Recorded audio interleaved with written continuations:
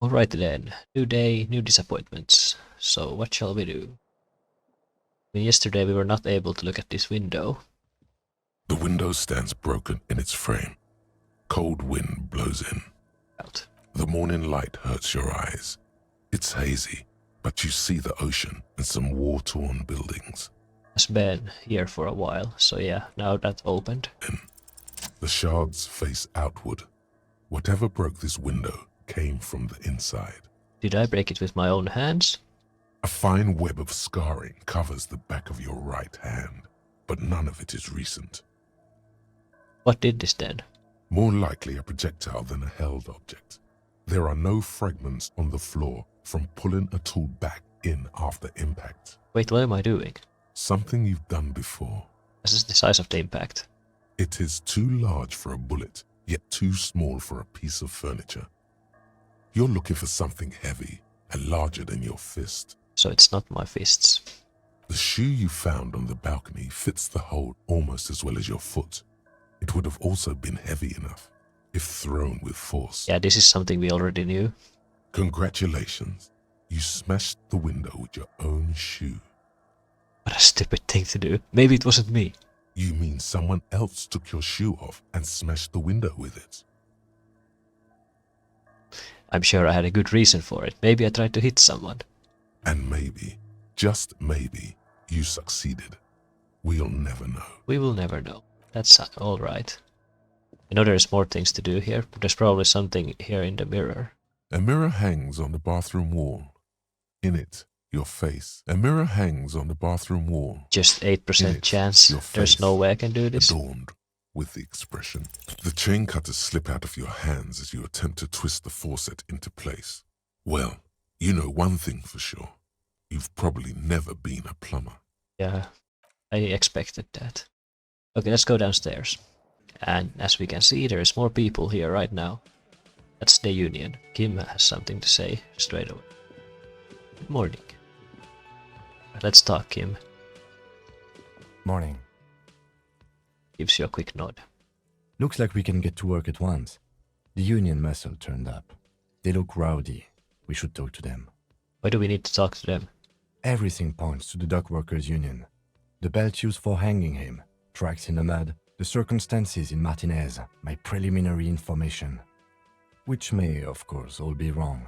But we still need to talk to them, and it won't be easy. How do you mean, rowdy? I mean ungovernable.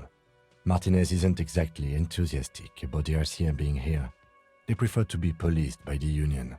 These men here, men who drink beer for breakfast. There's talk of an armed wing of the union called the Hardie Boys, who are responsible for state policing. I think it's them. Yeah, it's definitely these people. Are these the men Gart told us about yesterday? I completely forgot. Sorry, I had a rough night's sleep. It's them by the looks of it. Loud and nasty, just like the manager said. Yeah. One loose thread less to worry about, and one big problem to replace it. There are so many of them, maybe we should call for reinforcements. That would just escalate tensions. No captain would sign off on it. Solving one murder isn't worth a conflict between the RCM and the Debarders Union. I guess not. In fact, even the death of 2 detectives might not warrant an all-out war. So let's keep a cool head, okay? Let's roll. One more thing before we do. We don't have to talk to them immediately. We can walk right past them, continue with our business. They're in no hurry to leave. They think they own the place. Anyway, I leave that choice to you. Whatever you decide is fine by me. So we don't have to do this right away. But I think we will. Well, one thing I'm gonna make sure to do first is Can I help you? about my bill for tonight. Got the 20 real? Yes. Good. You got the room for the night, but remember, you'll need another 20 real tomorrow. Yeah, I wanted to make sure that I did that now, because I'm probably gonna use money on this day, and I don't want to run out of money. Anyway, here's the wording in Rag's cook. A thin man is smoking below an exhaust hood, occasionally sipping from his mug. This must be the Whirling's cook. Yeah, well, obviously. As you step in, he nods toward the table and says something in a completely foreign language. The only words you can make out are Goranci and Kubek. Goranci and... That's his name, I guess. It must be his name. Goranci. Goranci Kubek. Sounds representative. I failed a logic check, even though I have a logic shirt on me. Ah, Gorachi, I have some questions to ask. The man puts his cup down and replies something, his left hand drawing arcs in the air. Do you know what's behind that door? He looks up at you, then looks away quickly, shrugging and muttering something to himself. Shrugging is an international sign for, no, I don't know what's behind that Well, door. thank you for that. Leo said you are friends with Maniana. Is that true? The mention of Manana gets his attention. He smiles and delivers a whole slew of unfamiliar words and lively gestures. Then he falls silent again. So yeah, he doesn't speak English. What is in the borscht you're making there? The man says a couple of sentences in that strange language of his and then seems to wait for you to speak. Yes, nod. Borscht need more vodka? Need more vodka? He picks up a bottle from the shelf. Okay, so it's vodka that keeps the men happy and in good spirits. Clever move by the Union. So yeah, that's the special borscht. They are putting vodka in it. Of course, vodka. Now that makes a very, very special borscht indeed. Turn it up and then ask for some yourself. Turning it up seems like a dangerous idea, honestly. The place is a powder keg. I mean, we promised Everard that we would make it even shadier. So yes, let's make it shadier. He smiles, nodding vigorously, then pours half a bottle of vodka into the pot. With a whistle, he stirs the brew. So we made it even shadier now. Can I have some? He smiles and nods enthusiastically and, chattering away in his language, ladles some brew into a small thermal cup, then hands it to you. You've got some impressive pots there. He smiles and bangs his ladle against each of his pots in turn. Okay, so the sleeping dock worker is gone. He's gone after day one, so yeah, if you don't get to talk with him on day one, you can never talk with him again. That's too bad. Anyway, Lena has moved, so let's talk with her. Just a moment. And there's no public phones nearby? The closest phone booth is down the coast. Sorry for the inconvenience, ma'am. The cafeteria manager appears genuinely apologetic. It's fine, I understand. Thank you anyway. I'm glad to see you again, dear. Good day, ma'am. Everything alright? Please don't trouble yourself about me, sweetie. I was just hoping to make a call, but the Whirling's phone line isn't working. Why is that? The union office probably has a phone, but I can't really get there. Or to the phone booth down the coast. And Gary's phone is dead too. Wait, what's wrong with the phone line? The manager was vague about it. Why did you need to use the phone anyway? To let the young woman who's house-sitting for us know that we may be delayed. Morel, my husband, and our friend Gary were supposed to get back by Monday night, but they're still missing, and I haven't heard from them. Okay, that's cool. I was also hoping she'd heard from Morel. Okay, I'll buy it. Has your husband gone missing before? That's just it. This isn't like him at all. He always plans his expeditions so carefully. Oh. But you have more important things to worry about. What is this expedition your husband was on? Just some field work, sweetie. Morel is a highly trained scientist. He and his assistant Gary are studying an extremely rare species of insect. A rare species, mind you. Now I'm interested. But they should have returned by now. They were just going down the coast across the waterlock to set a few traps. He said they'd be back on Monday. What could be keeping them? Well, I know what is wrong. They cannot get over the waterlock. The waterlock, that was broken. Could this be it? Wait, do you trust this Gary person? Oh, sweetie, it's nothing like that. Gary's as loyal as they come. I'd trust him with my husband's life any day. The waterlock at the other side of the coast is broken. That's why they're stuck there. Oh my. What happened to the water lock? It's blocked by a big butter billboard. Fell right into the water. Oh, sweetie. If it weren't for you, I'd be looking forward to another sleepless night. Thank you from the bottom of my heart. You're welcome, ma'am. I hate to ask, but if your investigation takes you to the other side of the coast, please do keep an eye out for my husband. And if you see him, let him know Lena is waiting for him here at the Whirling. He gets so tangled up in his work that he may not know the water lock's been repaired, and it's cold out there. If I see him, I'll tell him. I'll let him know you're here. Oh, you're such a dear. Thank you, sweetie. So your husband is some kind of scientist? Oh, yes.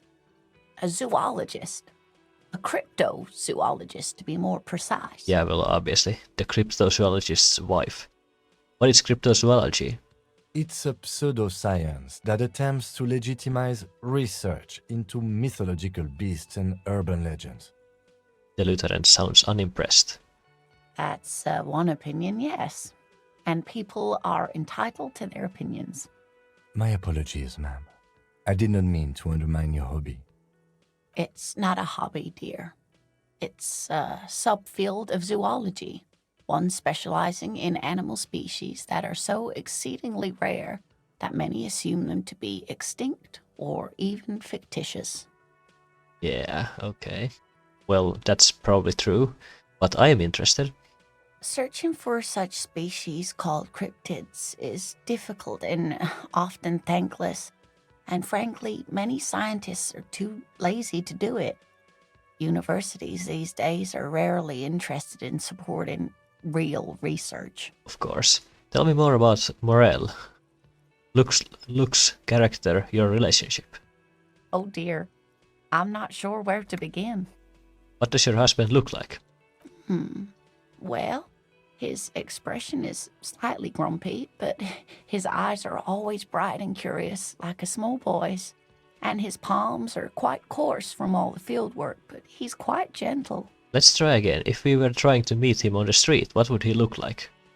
Oh, well, he's a bit shorter than you, but with a larger frame, and he has longish white hair, usually a bit uncombed. You might say wild, even. The lieutenant pulls out his notebook and begins jotting down the woman's description. One other thing, he'll likely have all kinds of field gear on him, even if he's not out in the reeds, you know, just in case. Well, that sounds like a good description. How long have you been married? We'll be celebrating our 16th anniversary this autumn. Not the most numerically satisfying anniversary, but I like the less obvious milestones even more somehow. That's nice. How did you two meet? Via dating agency, I'm ashamed to say. I was looking to get back into the scene after recovering from my accident, and he'd just divorced. We hit it off, and, well, here we are. I think I have all the information I need. Let's move on. I hope I've been useful. Tell me more about this rare insect your husband is looking for.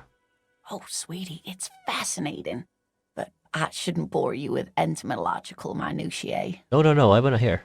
The lieutenant gives you a sideways glance.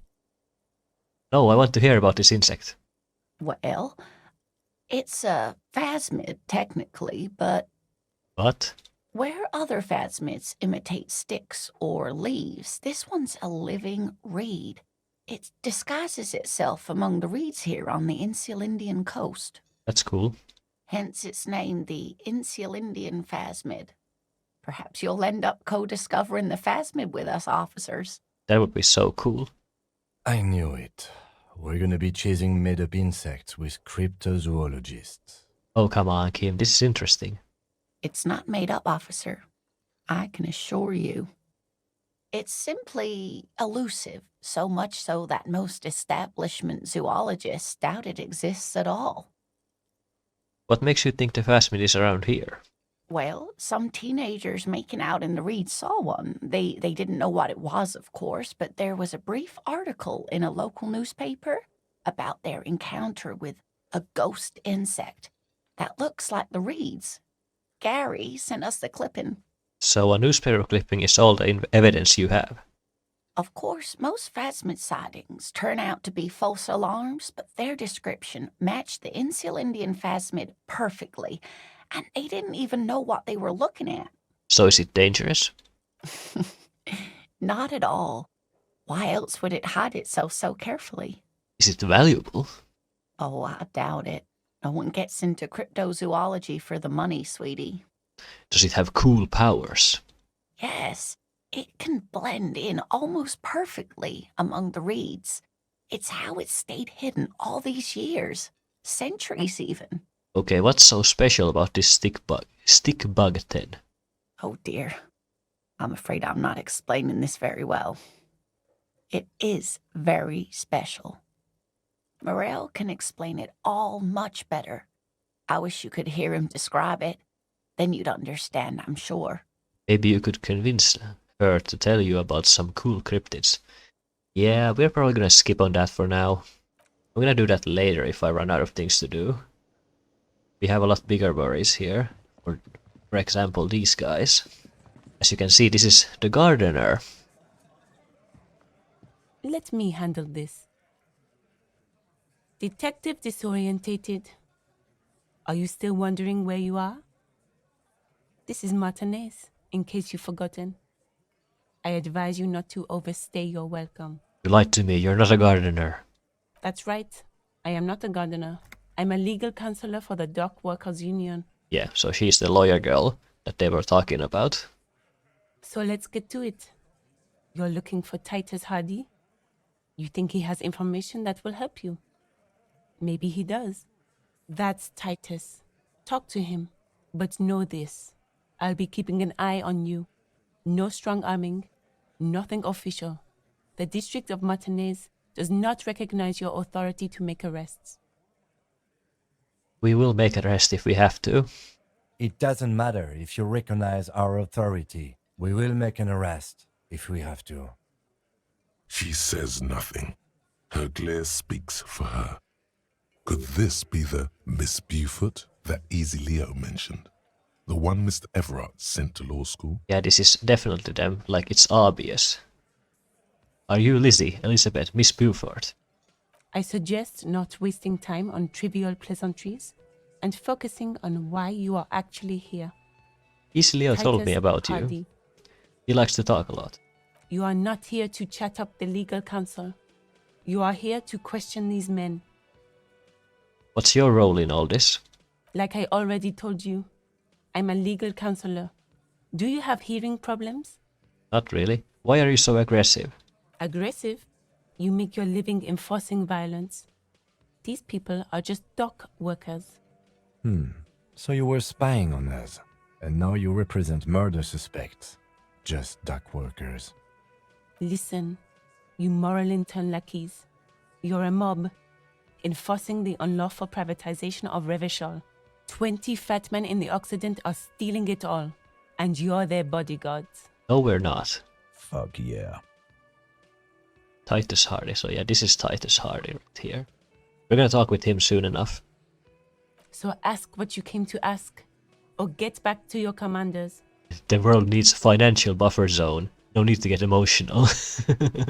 No one is emotional here. Do your job. Ask your questions, then leave. What are you going to do to me? That's pathetic. What if I want to talk to you, not Titus? What you want is of no significance, officer. Don't test your authority. In Martinez, you are no one. Yeah, I'm not gonna say this. I should talk to Titus then. Let's talk with Titus. Hello, Titus. You're probably happy to see me. This is where you say your bit. Detective, First, we need to talk about your attitude. Wow. The RCM sent us some big dick cops. Real big dick cops. Look at them, reckless, swinging in the wind. Yeah, look at the big dick on that cop. Can't tell a dick that big what to do. So yeah, they're all just chiming in here. Must be something in the water in Jamrock. Yeah, gave him real nice big dicks. He sounds more gayer than ever. Yeah. Anyways. He wraps it up. You might want to start asking your questions now. It's not going to get better than this. Do a head count first. Connect these men to the tracks you saw in the yard. Chances are they're going to match. Okay, let's scan the room first. Starting from the right. Boot size 44. Blonde man. In his 30s. Overbearingly masculine. Sitting on his right. Standard working boots. Size 45 or 46. Eldest in the room. Probably mid-50s. Smoker. Quiet. Quiet. Across at the other table. Hobnailed working boots. Size 43. Gang tattoos. Mesk or Sarah Mauritian. In his late 30s, early 40s. Alright. And then, standard working boot. Steel reinforced toes. Size 46. The big dick. Wide at the shoulders and lean at the hips. Rugby cap. Fingerless gloves. And numerous scars. A little under 40. So yeah, he's the leader. The emblem on his vest says Rowing Club. A little patch below it reads T. Hardie, Captain. T. Hardie. In the far corner, standard working boot. Steel reinforced toes. Size 44. 40-something. Non-alcoholic beverage in hand. You squint. Is that a plectrum? Where? On his neck. Forget it. It's not important. And the little guy? Size 41. With the light step. Not a child, after all. An older man with a rat face. Mean, watery eyes, and 2 front teeth missing. A rat face. In the middle, heaving and wheezing. Big guy. Boot size 46. Deep marks. Probably carried the victim over. He, alone, is 130 kilos. Add the man in armor, and you could easily exceed 220. So yeah, he was the one who carried the victim to their lynching. In conclusion, these 7 are the actors on the crime scene. The footprints were theirs, but there's a discrepancy. One of them is absent, the odd soul. Exactly. The missing lady driver who was running the drug trade. Does it mean the Hardie boys are involved in the drug trade as well? The entire union might be involved. Look around suspiciously. Maybe. But hey, you've stood there for about 4 seconds, not saying anything. Now is a good time to hit them with questions. Where's the 8th Hardie? Yeah, where's the lady driver? She was also present at the lynching. The fuck is with you, fella? I found 8 set of footprints, but there's only 7 of you here. Where's the 8th Hardie boy? What are you talking about, madman? There's no 8th Hardie boy. There's 7 of us and we're all here. No, there's one more. Or what? You want to be the 8th Hardie boy? We ain't hiring. Actually, boss, we've been talking and we think she could maybe... She. Shut the fuck up, Glenn! I do the talking here. Now what the fuck do you want? He roars. So what the fuck do you want, Carl? So let me get this straight. There is an 8th Hardie boy. It's a she, and you don't like us talking about her?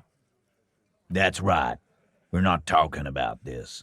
This is a private Hardie boys matter. Nothing to do with your shit. End. And what? You're not cops here. Don't go digging around if you don't want a bullet in the back of your head. I'm watching you. Good. We are all watching each other. Officer, your question. Oh yeah. Guess what? I have connected you to a local drug trade. Like hell you have. There is no local drug trade. This place is as clean as a rifle. Go back to Jamrock and ask the local junkies how clean your streets are in Precinct 41 kilos. Ooh, that's badass. We'll do that. In the meantime, did you know that there's an abandoned lorry at the intersection that was used to move raw ingredients for drugs from Terminal B to Jamrock? The person driving it was present at the hanging. It was one of you. We've connected the footprints. Detective, do you want to deliver the coup de grâce? You're right, there is a local drug trade. There is no local drug trade, except you, point at Titus. That's a mighty interesting theory. I guess that's what you would need to do, theoretically. A big, strong, state-run monopoly would outcompete the runts on the street. Oh my god, so yeah, they are also behind that drug trade. Yeah, man. Theoretically, that's what you would do. To get rid of the gangs, the dealers, even some of the junkies. You would need good, trustworthy people to take their place, of course. Hardy men to run such a monopoly. For the good of the community, of course. Good idea, people are always going to do drugs. At least this way you have some control over it. Thank you. Theoretically, of course. Thank you. Theoretically. He takes a sip of his beer and smiles. Titus, I'm amazed. Where is the same professionalism when it comes to other topics? You're doing great. I hardly have to interfere at all. Oh my god, you don't need to interfere at all. I don't know, Lizzie. I guess theoretical things don't make me emotional. Now, was there anything else? I was sorta gonna get my brewski on. Not quite yet, Mr. Hardie. There were 8 sets of prints on the crime scene. There are only 7 Hardie boys here. The 8th Hardie, the one who's missing, she runs the things, right? My answer is, fuck off. Mind your own business. There is no 8th Hardie. I run this goddamn scene. And here we go. Back to the usual. The woman sighs. I know. Fatty walked on all 4s. He's so fucking fat he left 2 sets of footprints. Yeah, that makes so much sense. Go fuck your mom, Dennis. That's more like it, boys. You heard him. It was Angus on all 4s. Anything else you need to know? Yeah, I talked to Joyce, the merc you hanged. His friends are coming for you. Yeah. By friends, you mean his squad mates from Cronell. Yeah, them. Wouldn't want to beat up his grandma. Yes, they're forming some kind of tribunal. They're coming for you. This is what happens if you take the law into your own hands. Other people start doing it too. Let them come. The Hardie boys are right fucking here. You heard the man. Right here. We're armed. We got the whole district behind us. And Glenn. Glenn is fucking crazy. Yeah. A well-oiled murder machine. This Cronell is bad news, you know that, right? So are the local gangs. The fucking Barmy Army. And the Madre scum. You've been out there. Seen any around? Yeah. Where are they now, huh? Sent back to Madre in an airtight cargo crate. These people are trained military professionals with decades of combat experience. They are not a gang or a barmy army. Yeah, that's true. These are dangerous mercs. No, they're not. They're uncoordinated and drunk. We know more about them than you think. The mercenaries are armed with automatic weapons. We got weapons of our own. We got Ister 50s, Zeelagers. Glenn's got a knock cannon at home. Will they pierce hermetic armor? I guess we're gonna see, aren't we? See what? That they don't? Yeah, like you've been up against ceramic armor. You haven't even seen the whole suit, right? I've seen the whole fucking thing, and it didn't make him immortal. Joyce said they've gone rogue. Nobody's controlling them. Big fucking surprise. They hire psycho scum, arm them to the teeth, and let them loose in the city. What do you think is gonna happen? Okay. What do you mean, okay? Okay, I mean, I, I guess I'll be gunning you down right alongside them. No, he won't. This is probably some kind of a joke. Funny. Don't get hit by a stray bullet. The hangman in the backyard, did you do it? So, you're not just here to swing your big dick. You're here for the pretty boy. A real looker, that one. Stinks like shit, too. Yeah. They couldn't get him down, boss. He's still up there, stinking up the place. Funny. Funny. My partner and I have a serious matter to discuss with you. Why is there a container belt around Dead Man's neck? Container belt? Like we use in the harbor? Yes, why? Because we took it from the harbor where we work. Then we went out back and used it to hang him. Ah, so you're admitting to it. We did this together. All of us. Ah, until so you're... he was dead. That's why there's a container belt around his neck. Aha, so you're just confessing to murder. Goddamn right. No. These 7 honest men have equally come forth. They told you what happened so that you don't waste any more of your time. You murder him just like that, no remorse? How many people have you sent to the Shays? Ever felt remorse for them? Or send them to Reunion to rot. For 20 years. For life. Honestly, I drink so much I can't really remember anyone I sent behind bars. Doesn't remember them. He just forgets. Are you hearing this, Titus? Ain't no use keeping a stiff catalog in your head. That's for sure. Who called the shots that night? Are you deaf? There will be no singling anyone out. You can't arrest a Hardie boy without arresting all Hardie boys. Do you think you could do that? Do you think you could arrest them all? I don't have to. One of them was more complete than the others. That's for the courts in Les Jardins to decide. Not for the officer making an arrest. Which we all know you won't be. What you can do right now is go back to your station and write a report. No. We'll stay here and discuss what happened that night. When did this hanging incident occur? You don't have to keep answering his questions. I know, Lizzie. Relax. We killed him last Sunday night. Seemed like a good way to end the week. How long had you known the victim? Known him? We don't associate with scum like that, asshole. I think you are all scum. Yeah. Who do you think we are? Quiet. He came around about 3 weeks ago when that Pines cow first sailed into town. Happy? Yeah, that happened. We already know this because by Pine's cow, they mean Joyce. By the Pines cow, you mean Joyce Messier? The representative for White Pines? The same company you are striking against? No. I mean the Pines cow. The stupid-ass cow they sent in to fuck us over.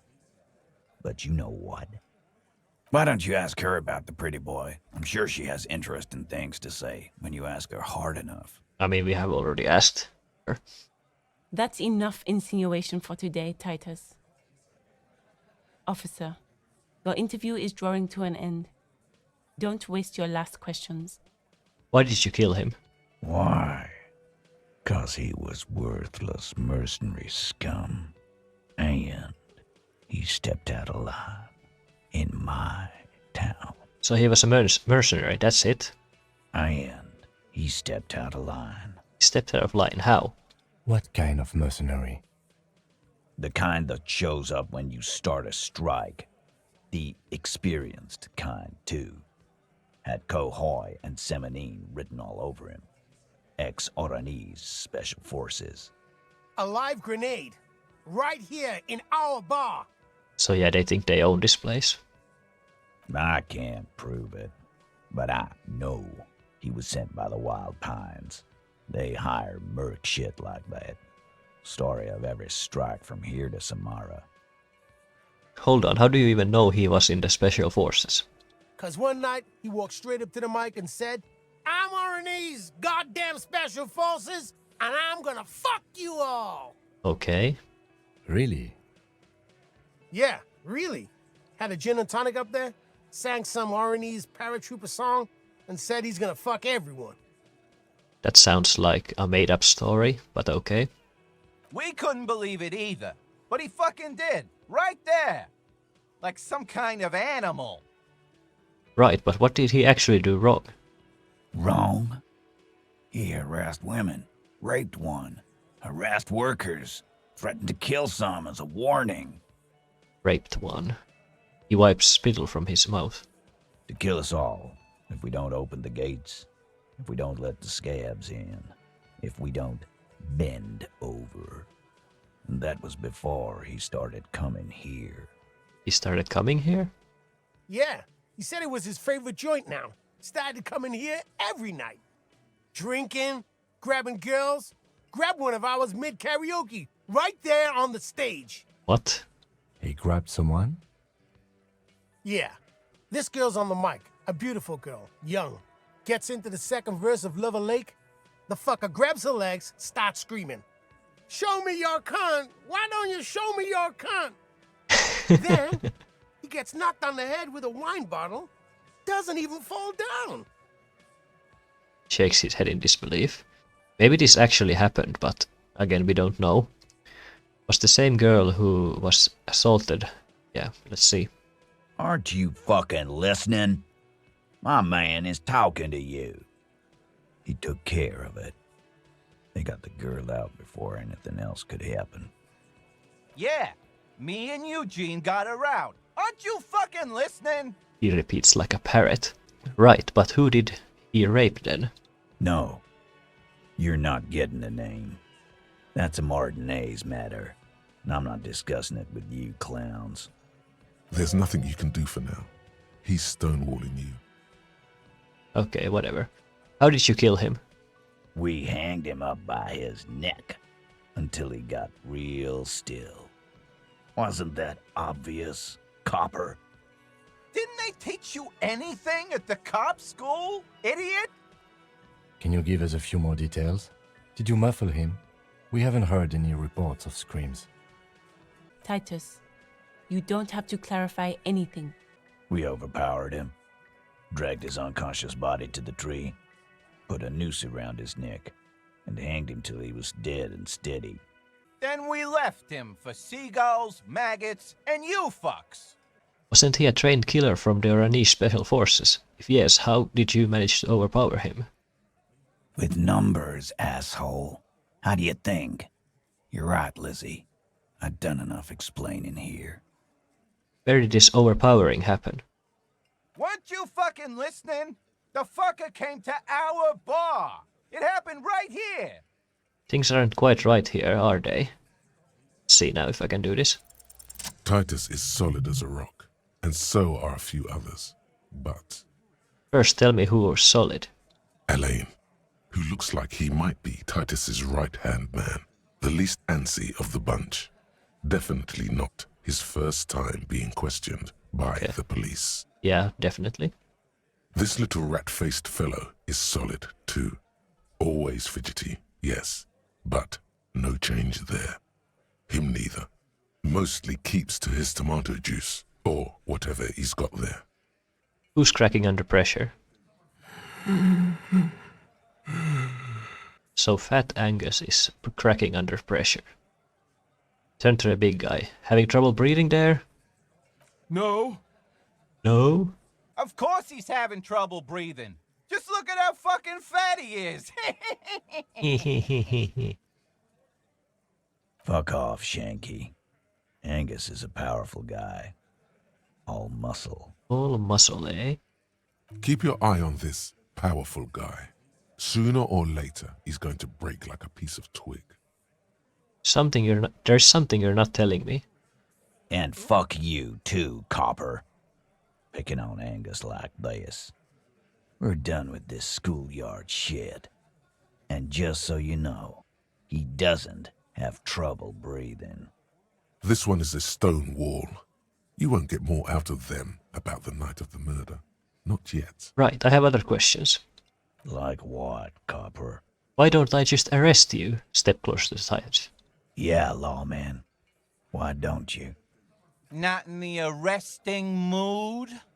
His little eyes come alive with hatred. By your side, the lieutenant keeps his hand away from his holster. You hear the nylon of his coat hiss as he steps closer. Easy now, let's just talk. Wise move. You made the right choice there. Now make another one and get the fuck out of our booth. We're not gonna do this again. So what are we going to do now? Nothing. Your investigation here is done. Leave Martinez, go back to your stations where you belong. I think we're going to stick around, thanks. Some things don't add up here, Titus. I've done this job for long enough to know that people don't just confess to first-degree murder. Even if it is a group responsibility, we're going to look into this. Good luck with that. You've heard everything a rent-a-cop is gonna hear from us, real law officials. You're lucky you didn't get a beating. Establish authority. Oh my god. 8% chance. Okay, let's try it. Establish authority. Yes. Authority. Feverish thoughts race through your mind. Kim, I need your gun. Why? Why? This is not what he thinks it is. This is a great idea. I'm afraid it's not what you think it is either. What? Who? Me? What is it? Yes. You. Stop talking out loud. You sound like you're unraveling. Everybody calm down. This is only a demonstration. Kim, the gun, please. What in the name of fuck are you doing? Yeah, that's a good question. But I don't want to give you my gun. I don't want to give you my... The fuck is happening, Titus? What are they whispering about? Easy, Shanks. I want to see where this is going. I know what I'm doing. It's not my first day on the police job. I'm not scared anymore. I know what I have to do. And what is that? It's not my first day at the police job. Police job? Be careful. It's loaded. Okay, so he gave me his gun. Good. Now put it in your mouth. But I want to point it at them. I want to point it at them. Quit your whining. Everyone knows how to do that. You're a special man. You're going to point it at yourself. Go ahead. Show them. Put the barrel in your mouth. Oh no. What are you doing? What are you doing? Yeah, what am I doing? I couldn't stop it. Genuine panic flies across the lieutenant's face. Genuine panic. Yeah, I can believe that. Fellas, you getting any of this? I'm not fucking this case up. You will respect me. We'll solve the case. Look at me. Don't worry. This demonstration is not helping at all. Yeah, because I sorta wanna see that shit. You won't, man. His fucking balls ain't big enough. This is my head. What in the name of motherfuck? The fuck is he saying? Some insane shit. Nothing. Give me the gun. Okay, I think we have embarrassed ourselves long enough. Give the gun back. Thank you. Nothing to worry about here, people. My partner likes to play these jokes. He's what you call dark. Dark? What the fuck was that, you carnies? We haven't seen RCM in 4 years, and this shows up? I knew he wasn't gonna do it, though. I knew he'd pussy out. No. I still have my money on him. Sooner or later, he has that look. The fucking whore left me, I know it. Oh no, my morale. Do not think your failed suicide attempt will win you any pity from these men. Do not expect them to forget it soon either. Again, it was a dark joke. Maybe we should go for a little walk, Joker, before we continue. Jogging around seems to have a positive effect on you. Yeah. I'm gonna take off now. We got a thought. Indirect modes of taxation. Turns out those Financial Oversight Committee gangsters stuffed millions of hard-earned dividends away in the last place anyone thought to look. The hearts and minds of everyday Rivasholians. You need to spread that deregulation gospel to the people. Tell them about that foreign fair tax. Preach that 98% gross burden. Preach it, preacher man. Set the brothers free. Taxes are racist. Taxes are racist.